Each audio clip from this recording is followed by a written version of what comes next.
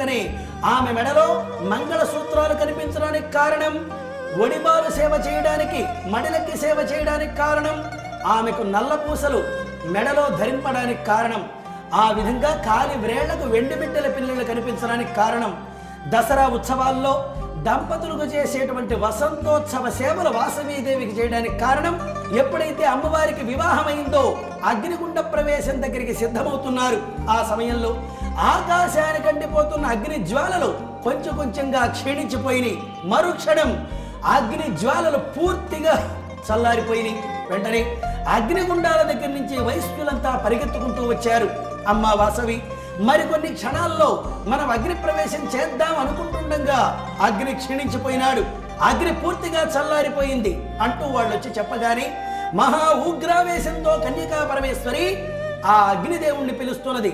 ఓ అగ్నిదేవా స్వాహా సమేత ఓ అగ్నిదేవా అని పిలిచేసరికి ధన్యోస్మి మాతా వాసవి ధన్యోస్మి అంటూ ఆ అగ్నిదేవుడు వాసవి ముందు ప్రత్యక్షమై చేతులు జోడించి నమస్కారం చేశాడు.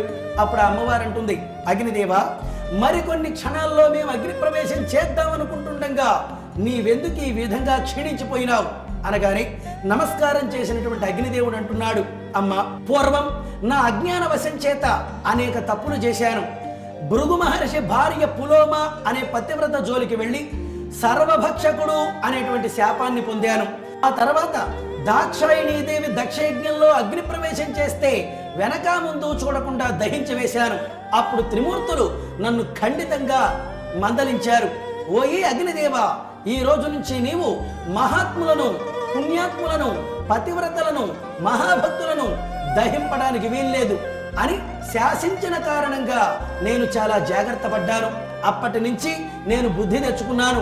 పుణ్యాత్ములను, మహాత్ములను, పతివ్రతలను నేను దహింపడం లేదు. అలాంటిది ఇక్కడ ఉన్నటువంటి అగ్నిగుండానికి సిద్ధమైన 102 గోత్ర వైశ్యులంతా మహాపుణ్యాత్ములు, మహాభక్తులు. అలాంటి పుణ్యాత్ములు అగ్నినైన నాకు నిప్పుతో సమానం. ఓ జగజ్జనని, ఆ మహాభక్తులను నేనెలా దహింపగలను? అమ్మా వాసవి, నేను మిమ్మల్ని అగ్నిలో దహింపచేయాలంటే ఆ బ్రహ్మదేవుడు వచ్చి ఆజ్ఞాపిస్తే నేను మిమ్మల్ని నిరాటంకంగా దహింపగలను అన్నాడు అగ్నిదేవుడు. వెంటనే ఆ కన్యకా పరమేశ్వరి బ్రహ్మదేవుణ్ణి పిలుస్తున్నది. ఓ హంసవాహన అబ్జాసుత వీణాపాణి వేణీలోల అంటూ ప్రార్థించేసరికి ఆ బ్రహ్మదేవుడు ధన్యోస్మి మాత ధన్యోస్మి వాసవి అని వాసవి ముందు చేతులు జోడించి నిలబడ్డాడు బ్రహ్మదేవుడు. ఆ సమయంలో వాసవీదేవంటుంది, బ్రహ్మదేవా, ఈ విశ్వ ప్రపంచంలో సమస్త మానవుల్ని సృష్టించింది ఎవరు? నేనేనమ్మా అన్నాడు బ్రహ్మదేవుడు. ఆ మానవుల్లో మా ఆర్యవైశ్యుల్ని సృష్టించింది ఎవరు? నేనేనమ్మా అన్నాడు బ్రహ్మదేవుడు. ఆ ఆర్యవైశ్యుల్లో మా తల్లి తండ్రిని సృష్టించింది ఎవరు? నేనేనమ్మా అన్నాడు బ్రహ్మదేవుడు. ఆ తల్లి తండ్రికి వాసవి అనబడేటువంటి నన్ను సృష్టించింది ఎవరు? నేనేనమ్మా అన్నాడు బ్రహ్మదేవుడు. మరి మేమంతా అగ్నిగుండ ప్రవేశానికి కారణం ఎవరు అనగా నేనేనమ్మా. కాదు కాదు, నేనెలాగమ్మా కారణమవుతాను? మీ అగ్ని ప్రవేశానికి కారణం ఆ విష్ణువర్ధనుడే కారణం అన్నాడు బ్రహ్మదేవుడు. అప్పుడు వాసవీదేవనది, కాదు బ్రహ్మదేవా, మేమంతా ఇక్కడ అగ్నిగుండ ప్రవేశానికి కారణం విష్ణువర్ధనుడు కారణం కాదు, అందుకు కారణం నీవే కారణం అన్నది. అప్పుడు బ్రహ్మదేవుడు ఆశ్చర్యంతో, ఇదేమిటమ్మా వాసవి, విష్ణువర్ధనుని నిన్ను చూచి మోహిస్తే నీవు అగ్ని ప్రవేశం అంటూ, ఆత్మార్పణ అంటూ, అహింస అంటూ నీవు అగ్ని ప్రవేశం చేస్తూ కారణం నేనెలా అవుతానమ్మా అన్నాడు బ్రహ్మదేవుడు. అవును బ్రహ్మదేవా, నీవే కారణం. ఎలాగనా అనగా వాసవి అనబడే ఈ పంచభౌతిక శరీరాన్ని నిర్మించింది ఎవరు? సృష్టించింది ఎవరు? నీవు కాదా? ఈ వాసవైనటువంటి ఈ బొమ్మలో రంభ, ఉర్వశి, మేనక, తిలోత్తమ అనేటువంటి అప్సర స్త్రీల కన్నా అమితమైనటువంటి సౌందర్యాన్ని నింపింది ఎవరు? నీవు కాదా? మన్మధుని 5 బాణాలను కరిగించి ఈ వాసవైనటువంటి బంగార బొమ్మకి ప్రాణం పోసింది ఎవరు? రూపాన్ని దిద్దింది ఎవరు? నీవు కాదా? ఈ అతిరూప లావణ్యాన్ని చూచి కదా ఆ విష్ణువర్ధనుడు చూచి మోహించడానికి కారణం ఈ అగ్నిగుండ ప్రవేశానికి కారణం. కనుకనే ఓ బ్రహ్మదేవ, ఈ రోజు నుంచి మా ఆర్యవైశ్య స్త్రీల సౌందర్య నియామకాన్ని చెప్తాను. ఆ విధంగా మా ఆర్యవైశ్య స్త్రీలను ఈ రోజు నుంచి నీవు నిర్మించు. ఎలాగనగా మా ఆర్యవైశ్య మహిళలను సాధారణ అందమైనటువంటి స్త్రీలుగా నీవు నిర్మించు. అతి సౌందర్యం వద్దు, సహజ సౌందర్యవతులు, సాధారణ అందమైన స్త్రీలు, సముచితమైన సుందరాంగులు అన్నది వాసవీదేవి. అలాగనేనమ్మా అని బ్రహ్మదేవుడు ఆజ్ఞ తీసుకున్నాడు. అలాగనే బ్రహ్మదేవ, ఇక్కడ నిలిచి ఉన్న అగ్నిగుండాల దగ్గర ఉన్న 102 గోత్ర వైశ్యుల లలాటాల పైన ఏ విధంగా మరణమని రాశావో ఈ అగ్నిదేవునికి వివరించు అనగానే ఒక్కసారి అలా దివ్య దృష్టితో చూచాడు బ్రహ్మదేవుడు. వాళ్ళందరి లలాటాల పైన రాతలన్నీ కనిపించినాయి. వెంటనే అగ్నిదేవునితో అంటున్నాడు, ఓ అగ్నిదేవా, ఈ వైశ్యుల అగ్నిగుండ ప్రవేశం చేయడానికి కారణం 3 కారణాలు. ఏమిటనగా, పూర్వజన్మలో వాసవీదేవితో పాటు అగ్ని ప్రవేశం చేసి మోక్షాన్ని పొందాలనే వరం ఒక కారణం. రెండవది, వీర కంకణాలు ధరించుకొని కైలాస వైకుంఠ మోక్ష స్థానాలకు వెళ్ళాలనే సత్సంకల్పం రెండవది. మూడవది, ఎవరెవరు వాళ్ళ భక్తిపూర్వకంగా అగ్ని ప్రవేశం చేస్తున్నారు, ఈ 3 కారణాల కారణంగానే వైశ్యులు అగ్నిగుండ ప్రవేశం చేస్తారని లలాటాల పైన రాశాను. అలాంటి వారే ఇక్కడికి వచ్చి చేరారు. అలా లేని వాళ్ళు ఎప్పుడో పారిపోయినారు కనుక నీవు వాళ్ళని నిరాటంకంగా దహింపవచ్చును అన్నాడు బ్రహ్మదేవుడు. సంతసించిన అగ్నిదేవుడు అంటున్నాడు, పరమేశ్వర, ఆ విషయం నాకు ముందే తెలుసు. కానీ ఈ 102 గోత్ర మానవులైన వైశ్యులందరినీ ఈ సామాన్యమైన అగ్నినైన నేను దహింపగలను. కానీ ఆదిశక్తి వాసవి, అగ్నినైన నన్ను సృష్టించిందే ఆ మహాశక్తి. అలాంటి శక్తిని ఈ సామాన్యమైన అగ్నినైన నేను దహింపలేను. కనుక వాసవీదేవి తన అగ్నిగుండంలో ప్రవేశించాలంటే తన గుండంలో తాను తన త్రినేత్రంతో యోగాగ్నిని సృష్టించుకోవాలి. ఆ యోగాగ్నిలోని వాసవి అగ్నిగుండ ప్రవేశం చెయ్యాలి అని 102 అగ్నిగుండాల్లో జాజ్వల్యమానంగా ప్రభావించాడు అగ్నిదేవుడు. వాసవీదేవి తాను విశ్వరూపాన్ని చూపించి తన త్రినేత్రంతో తన అగ్నిగుండంలో యోగాగ్నిని సృష్టించుకున్నది వాసవీదేవి. ఆ విధంగా మళ్ళీ 103 అగ్నిగుండాల్లో అగ్ని జాజ్వల్యమానంగా ప్రభావించింది. ఆ సమయంలో వాసవీదేవి అన్నైనటువంటి విరూపాక్షుణ్ణి దగ్గరికి పిలిచింది వాసవీదేవి. అలాగని తన మేనమామ మణికుండలుని యొక్క కూతురైన రత్నవతిని కూడా దగ్గరికి పిలిచింది. వదిన ఇలా రా అంటూ పిలిచింది. ఆ రత్నవతి చెయ్యిని విరూపాక్షుని చేతిలో పెట్టి, అన్నయ్య, ఈ రత్నవతి చిన్నతనం నుంచి నిన్నే ప్రాణప్రదంగా ప్రేమిస్తున్నటువంటి వదిన. ఈమెను ఈ రోజు నుంచి నీ వివాహమాడు.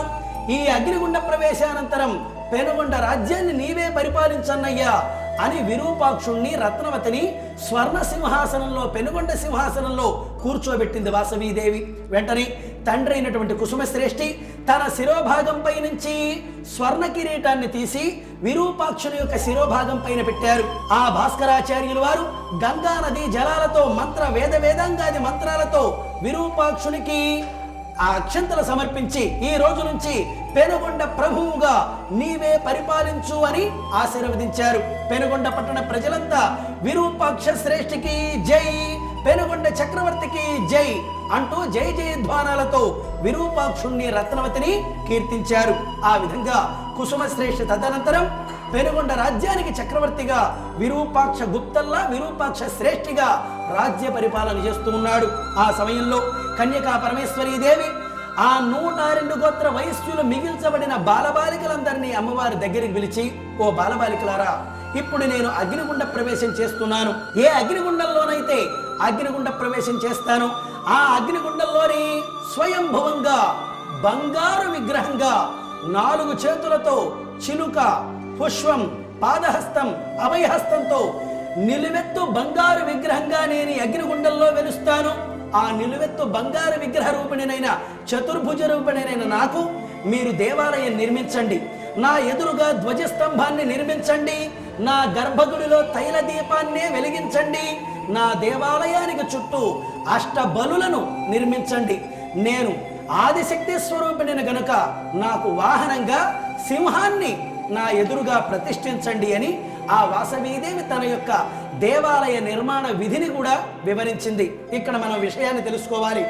వాసవీదేవి అహింసా స్వరూపిణి కదా, మరి అలాంటి అహింసా స్వరూపిణైన అమ్మవారికి వాహనం క్రూర మృగమైన సింహం వాహనంగా ఎందుకు ఉండాలి? ఏ పావురమో లేదా ఏ కుందేలో ఏ జింకో ఏ నెమలో వాహనంగా ఉండొచ్చును కదా. క్రూర మృగమైన సింహం అహింసారూపణైన వాసవికి వాహనంగా ఎందుకు ఉండాలి అనేటువంటి విషయాన్ని ఇప్పుడు మనం తెలుసుకుందాం. ఇందులో ఉన్న అంతరార్థం ఏమిటనగా, అహింస వాసవి కిరణాలకి ఎంతటి క్రూర మృగమైన సింహమైనా, అంటే సింహం లాంటి క్రూరులైన మనుషులైన వాళ్ళ యొక్క క్రూరత్వాన్ని పోగొట్టుకొని అమ్మవారి ముందు మోకరిల్లి నమస్కారం చేసేటువంటి అహింసా కిరణాలు వాసవి ప్రసరింపజేస్తుంది అనడానికే క్రూర మృగమైన సింహం అమ్మవారి ముందు మోకరిల్లి నమస్కారం చేస్తూ ఉండడానికి కారణం. అది అమ్మవారి యొక్క సింహవాహనంలో ఉన్నటువంటి విశిష్టత.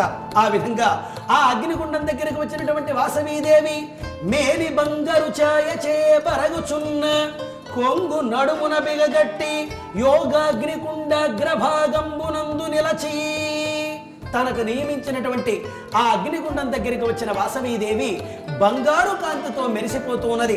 ఆ అగ్నిగుండానికి ముందుగా నమస్కారం చేసి 3 సార్లు ప్రదక్షిణ చేసింది. అనంతరం 102 గోత్ర వైశ్యుల మిగిల్చబడిన బాలబాలికలందరినీ అమ్మవారి దగ్గరికి పిలిచి, ఓ బాలబాలికలారా, ఇప్పుడు నేను ఈ అగ్నిగుండంలో ప్రవేశం చేస్తున్నాను. నాతో పాటు మీ తల్లి తండ్రి కూడా అగ్ని ప్రవేశం చేస్తారు, కానీ మరణించరు. అగ్ని ప్రవేశం ద్వారా అగ్ని పునీతులై సశరీరంతో విశ్వరూపిణైనటువంటి నాలోని వాళ్ళు సశరీరంతో చేరిపోతారు. కనుక ఆ అగ్నికుండాల్లో ఉన్నటువంటి భస్మం చితాభస్మం కాదు, పుణ్యభస్మం. చితాభస్మము అంటే మనిషి దహనమైన తర్వాత వచ్చేది చితాభస్మం. కానీ మీ తల్లి తండ్రి మరణించడం లేదు. ఆ భస్మం పుణ్యభస్మం. ఆ పుణ్యభస్మాన్ని మీరు 102 కలశాల్లోకి తీసుకొని గోదావరి, కృష్ణ, తుంగభద్ర, కావేరి మొదలైన 12 మహానదుల్లో ఈ పుణ్యభస్మాన్ని నిమజ్జనం చేయండి. ఈ పుణ్యభస్మం యొక్క ప్రకాశవంతమైనటువంటి కాంతి ద్వారా ఈ దేశం అపర అన్నపూర్ణగా వెలసిల్లగలదు అని ఆ పుణ్య భస్మం యొక్క విశేషాన్ని కూడా అమ్మవారు వివరించింది. అందుకని మీరు ఏదైనా వాసవి పురాణంలో చూడండి, వైశ్యులు వాసవితో పాటు అగ్ని ప్రవేశం చేశారు అని ఉంటుందే కానీ మరణించారు అని ఉండదు. అందుకే ఈ మాఘ శుద్ధ విధి ఆత్మార్పణ దినోత్సవాన్ని మనం ఒక పుణ్య దినంగా, ఒక పండగ దినంగా మనం చేసుకుంటామే కానీ సంతాప దినం కాదు అనేది గమనించాలి. వైశ్యులు తల్లి తండ్రి అగ్ని ప్రవేశం, అగ్ని పునీతులై మోక్షాన్ని పొందిన ఆ పుణ్య ఘడియల్ని ఒక పండగలాగా ఈ రోజుకి మనం చేసుకోవడానికి కారణం. 102 గోత్ర వైశ్యులు అగ్ని ప్రవేశం చేశారు, సశరీరంతో కైలాసానికి వెళ్ళారనేటువంటి విషయాన్ని మనమంతా గమనించాలి. ఈ మాఘ శుద్ధ విధి రోజుని ఒక సంతోష దినంగా మనం చేయాలే కానీ సంతాప దినం కాదు అనేటువంటి విషయాన్ని మనమంతా గ్రహించాలి. అదేవిధంగా వాసవీదేవి విశ్వరూపాన్ని చూపిస్తున్నది. దివ్యాంబరములు, దివ్యభూషణములు, దివ్యహారములు తీర్చితే వెలుగా. ఆ భూమి నుంచి ఆకాశానికి దివ్యమైన భవ్యమైన స్వరూపంతో ఆ అమ్మవారు ఆచంద్రార్కం వెలిగిపోయింది. ఆ కన్యకా పరమేశ్వరి అమ్మవారికి 18 చేతులతో అమ్మవారు తన విశ్వరూపాన్ని చూపించింది. కరవాల, ముద్గర, ఖడ్గ, త్రిశూల, శరసింగవర, చక్ర, చాపములు, అష్టాదశ కరములు ధరించి ఆ 18 చేతుల్లో కరవాలం, ముద్గర, త్రిశూలం, శరము, శంఖము, చక్రము, మౌరవి, అంకాశం మొదలైన అనేక ఆయుధములతో ఆ అమ్మవారు తన భవ్యమైనటువంటి విశ్వరూపాన్ని చూపించింది. గరుడ గంధర్వ కింపురుష దేవగణములు అర్ధిమై వినుతింప. ఆ విశ్వరూపాన్ని భరించలేని గరుడ గంధర్వాది దేవతలందరూ కూడా, ఓ జగజ్జనని, మహాశక్తి, యోగమాయ, విశ్వదేవత, నీ విశ్వరూపాన్ని దర్శించలేకపోతున్నాం, శాంతి శాంతి శాంతి అంటూ ఆ అమ్మవారికి పుష్పార్చనలు చేస్తున్నారు. ఆ సమయంలో ఆ పరమేశ్వరుడి కైలాసం నుంచి, ఓ వైశ్యులారా, వాసవి రండి, అగ్ని ప్రవేశం ద్వారా రండి కైలాసానికి అని రమ్మనమని ఆహ్వానం చేస్తూ ఉన్నాడు. బాజ, భజంత్రీలు, మంగళ వాయిద్యాలు మారుమోగుతూ ఉండగా అశేష భక్తి జనుల భక్తిపూరిత వీక్షణాలతో అగ్నిగుండ ప్రవేశ దృశ్యం మహోత్తరంగా, నభూతో నభవిష్యత్ అన్నట్టుగా మహావిశేషంగా ఉన్నది. వీరముష్టులు, మాయలారులు, గంగకావిళ భక్తులు వాళ్ళు నృత్యాలు చేస్తూ, ప్రబలగట్టు నృత్యం చేస్తూ, శరభలు, పరాకులు, దండకాలతో ఆ అమ్మవారిని పూజిస్తూ ఉన్నారు.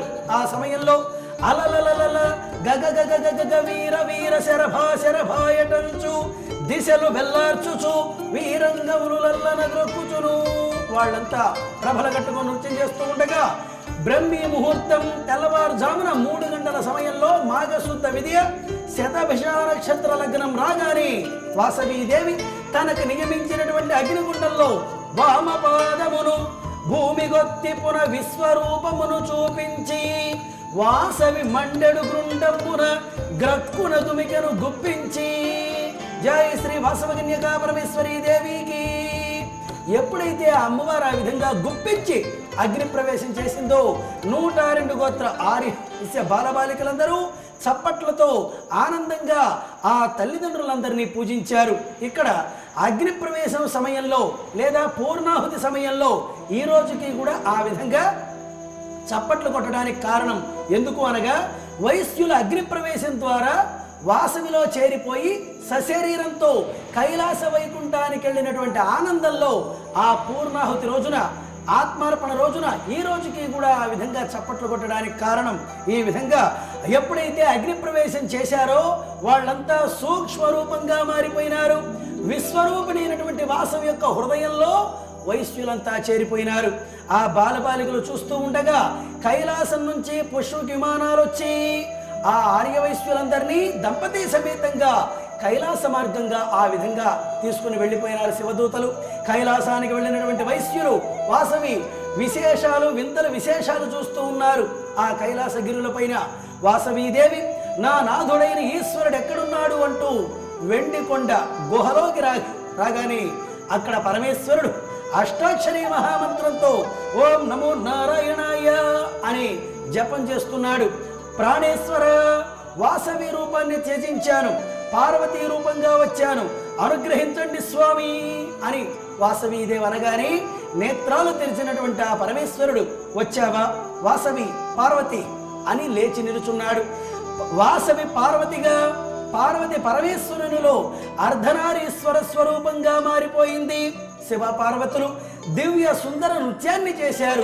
ఆ శివపార్వతుల నృత్యం చూసిన 102 గోత్ర వైశ్యులందరూ కూడా తన్మయులై శివపార్వతుల యొక్క అనుగ్రహాన్ని పొందారు. తమ తమ సతులను దాముగూడుకొని తమ తమ గుండములందు సమరులు మెచ్చగా వైశ్యులు దుమికెరు అప్పుడు 100 ఆ విధంగా శివపార్వతులు వాళ్ళు ఆ పరమేశ్వరుని వామాంకం పైన స్థిర నివాసమై అమ్మవారు ఉండిపోయింది.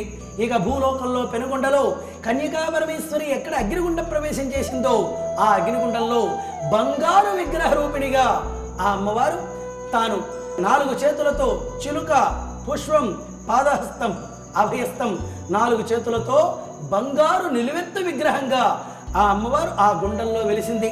ఆ రోజు నుంచి అమ్మవారికి కుడి చేతిలో చిలుక, ఎడమ చేతిలో పుష్పం, ఒక పాదహస్తం, ఒక అభయహస్తం అని ఆ అమ్మవారికి 4 చేతులు. ఈ రోజుకి కూడా భారతదేశంలోనే కాదు అమెరికా మొదలైనటువంటి అన్ని దేశాల్లోనూ కన్యకా పరమేశ్వరి అమ్మవారికి 4 చేతులతో అమ్మవారి విగ్రహాలు ప్రతిష్ఠ చేయడానికి కారణం. అయితే ఈనాడు పెనుగొండ మనం వెళితే బంగారు విగ్రహం కాకుండా 1.5 అడుగు శిలా విగ్రహం మాత్రమే మనకు అక్కడ కనిపిస్తుంది. మరి ఆ బంగారు విగ్రహం ఎక్కడ ఉన్నది అనగా, కన్యకా పరమేశ్వరి ఆ అగ్నిగుండ ప్రవేశం చేసిన కొంతకాలం ఆ బంగారు విగ్రహానికి పూజలు చేశారు. మహత్తరమైనటువంటి శక్తులు పెరిగినటువంటి ఆ విగ్రహానికి అన్నదానాలు చేస్తూ వచ్చారు ఆర్య వైశ్యులు. అన్నదానాలు చాలలేదు, మహాశక్తి స్వరూపుడైన ఆ బంగారు విగ్రహం శక్తి రోజు రోజుకి విపరీతంగా పెరుగుతూ ఉన్నది. ఆ అన్నదానాలు చాలక ఆ అమ్మవారు ఆ పట్టణంలో ఉన్న చిన్న చిన్న జంతువులైన మేకలు, గొర్రెలు, కోళ్ళు, ఆవులు, దూడలు, చిన్న పెద్ద అన్ని జంతువుల్ని మింగేస్తుంది. అయినా ఆహారం చాలలేదు. కొంతకాలానికి చెట్లకు పండవలసినటువంటి ఆహార పళ్ళను కూడా తినేస్తూ ఉన్నది. అది చాలలేదు. ఇంకొంతకాలానికి భూమిలోని సారాన్ని అమ్మవారు గ్రహించి వేస్తుంది. అలా నీళ్లు లేక, ఆహారం లేక ప్రజలందరూ అలమటించిపోతూ కొంతకాలానికి బాధలు పడుతూ ఉన్నారు. అలాంటి సమయంలో ఆదిశంకరాచార్యుల వారు సంచారంగా పెనుగొండ క్షేత్రం విశేషంగా పర్యటన చేస్తూ వచ్చారు.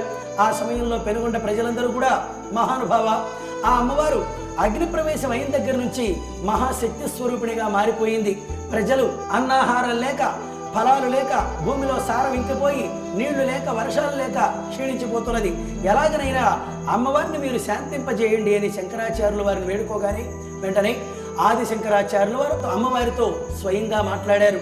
ఎందుకు నీవు ఈ విధంగా శాంతి దేవతమైన నీవు ఉగ్ర రూపాన్ని ఎందుకు ధరించావు అని శంకరాచార్యుల వారు అడిగినప్పుడు అప్పుడు అమ్మవారు శంకరాచార్యుల వారితో, నాయన, నా బంగారు విగ్రహం పాదాల దగ్గర శ్రీచక్రంలో శక్తి బీజాలను నీవు రహితం చేసి ఆ రహితం చేసినటువంటి శక్తి బీజాల ప్రదేశంలో శాంతి బీజాలను లిఖించి బంగారు విగ్రహ రూపిణినైన నన్ను భూమిలోకి పంపించి ఆ పైన శాంతి రూపంలో 2 చేతులతో ఉన్న శిలా విగ్రహాన్ని ప్రతిష్ఠించమని స్వయంగా చెప్పినప్పుడు ఆ ఆదిశంకరాచార్యుల వారు శక్తి బీజాలను రహితం చేసి అక్కడ శాంతి బీజాలను లిఖించి ఆ బంగారు 4 చేతుల విగ్రహ వాసవీదేవిని భూమిలోకి పంపించి ఆ పైన ఒక ప్లేటు వేసి దానిపైన మళ్ళీ మట్టి పోసి ఒక దేవాలయం, ఇప్పుడు మనకు కనిపించే వాసవి దేవాలయం నిర్మించి 2 చేతుల ఇంత చిన్న విగ్రహాన్ని 2 చేతుల విగ్రహాన్ని ప్రతిష్ఠించారు, చిన్న శిలా విగ్రహాన్ని.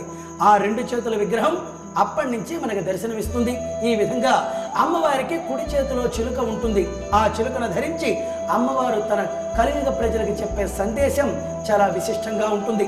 ఏమిటనగా, ఓ యొక్క కలియుగ మానవ ప్రజలారా, ఈ చిలుక కామరహితమైన సుఖ మహర్షికి ప్రతీక.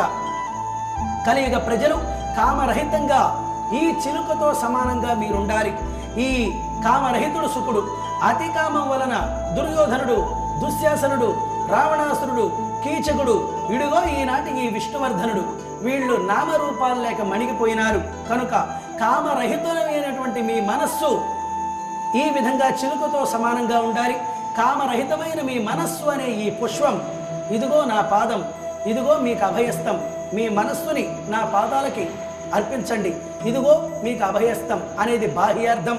ఇందులోని మరొక విశిష్టమైన అంతరార్థం ఉన్నది.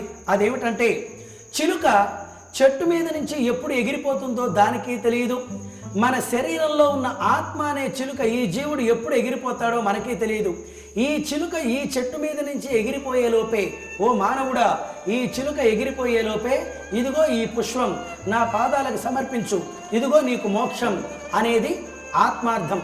అలాగనే ఇందులో మరొక్క పుణ్యార్థం ఉన్నది. ఏమిటంటే, చిలుక వాసవికి చెవికి దగ్గరగా అమ్మవారికి ఏదో మాటలు చెప్తున్నట్టుగా మనకు కనిపిస్తుంది. దీని అర్థం ఏమిటంటే, చిలుక గొప్పతనం ఏమిటంటే, మనమంతా నాలుగుతో రుచి చూస్తే చిలుక మాత్రం తన కంటితోని రుచి చూస్తుంది. ఏ విధంగా, ఒక మామిడి చెట్టుకి 100 వందలాది మామిడి పళ్ళు ఉంటే ఒక 2 కిలోమీటర్ల దూరం నుంచి చిలుక ఆ మామిడి ఫలాలను చూసి ఆ వందలాది పండ్లల్లో ఏ ఫలం అతి తీయగా ఉంటుందో అంత దూరం నుంచి తన కంటి దృష్టితో గ్రహించి బయ్యన వచ్చి ఆ తీయటి ఫలాన్ని కొరికి తిని వెళ్ళిపోతుంది. అందుకే చిలక కొట్టిన కాయ మహారుచి అని ఓ శాస్త్రం. కనుక కన్యకా పరమేశ్వరి అమ్మవారికి చెవి దగ్గర ఆ చిలుక మాట్లాడుతూ ఉంటుంది.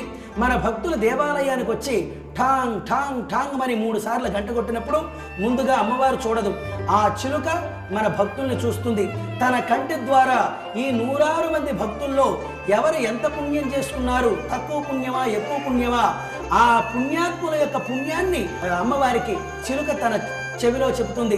ఆ భక్తులకి ఆ విధమైనటువంటి పుణ్యాన్ని వాసవీదేవి అనుగ్రహిస్తుంది. ఆ విధంగా చిలుక కన్యకా పరమేశ్వరి చెవి దగ్గర ఉండడానికి కారణం. భక్తులైనటువంటి ఎవరైనా సరే ఈ శ్లోకాన్ని జపించి అమ్మవారి దర్శనం చేయాలి. వాసవి దర్శనానికంటే ముందుగా చిలకకు నమస్కారం చేయాలి. అందుకే ఈ శ్లోకాన్ని మీరు చెప్పాలి. చతుర్భుజాం చంద్రరేఖాం కమలాసన సంస్థితాం వరద అభయ హస్తంచ సుఖ పద్మ కరం శుభం అని ఆ కన్యకా పరమేశ్వరి అమ్మవారి దర్శనంలో ఈ విధంగా మనం దర్శనం చేసుకోవాలి. ఈ తక్కువ కాలంలో, తక్కువ సమయంలో అమ్మవారి జీవిత చరిత్ర అంతా కాకపోయినా కొంతైనా విని మీరంతా ధన్యులై మిమ్మల్ని ధన్యుల్ని చేశారు.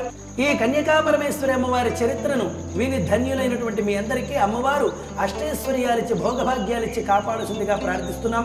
అమ్మవారి కృపకు మీరంతా పాత్రులు కావాలని మీ అందరికీ నా ధన్యవాదాలు తెలియజేసుకుంటున్నాం. ఇందాక మనం శ్రీ వాసవి కన్యకా పరమేశ్వరి జన్మ చరిత్ర గురించి తెలుసుకున్నాము కదా. ఇప్పుడు మనం శ్రీ వాసవి కన్యకా పరమేశ్వరి వెలసిన పుణ్యక్షేత్రాలను చూద్దామా.